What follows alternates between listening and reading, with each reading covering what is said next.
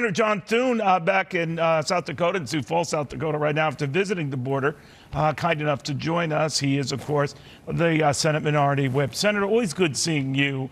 You might have heard at the end of Matt's report here this idea that encounters are going down. The White House points to the trend being their friend. What do you think? I think it's a couple of things, Neil. One is, and I think we heard this from Border Patrol agents yesterday, is that it may be going down in the Rio Grande Valley sector, but what's happening is they're shifting to other areas. And what the criminal element south of the border responds, obviously, to where the most resistance is. And so as you sort of beef up one part of the border, and it's a long border, they're moving to other sectors of the border.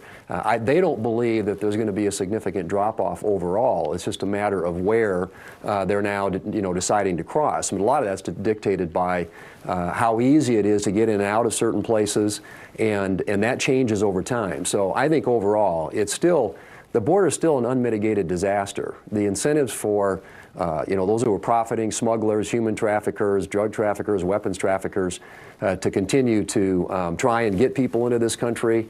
The profits are so big, so huge, that the incentives there are not going away. And I think that the administration, at least so far, has been completely missing in action when it comes to try and address what I think is a major challenge, not just from the humanitarian aspect of this, but also if you look at what's happening in the interior of our country. States like South Dakota, we said this yesterday, every state's now a border state because of the drug issue. It's all coming across the southern border. And then you've got this national security issue as well. What we found out at the Rio Grande Valley sector is that Chinese nationalists coming across the border illegally are up almost 500%. Over what they were last year. So these issues are real. There are national security implications, obviously, and all kinds of illicit activity coming into this country through the southern border at the behest of a lot of these cartels south of the border. Did you see any of that migrant activity when you were there with your colleagues? Because in some of the video that I was seeing, it looked like there was some activity, which is pretty bold if you think about it. But what did you say? It is, and I've been down there in previous trips too, and when you go out at night, that's when people are trying to come in. And there were a couple of groups that were apprehended while we were down there. We were out there at about midnight one night, and they actually had built these makeshift ladders to climb over the wall. But the wall is an effective barrier, and the Border Patrol agents will tell you this simply because even if it doesn't stop them, it slows them down enough so that they can catch up to them. But the activity down there, particularly at nighttime, gets rather intense, and you can actually see some of the activity on the other side of the border where the cartels operate.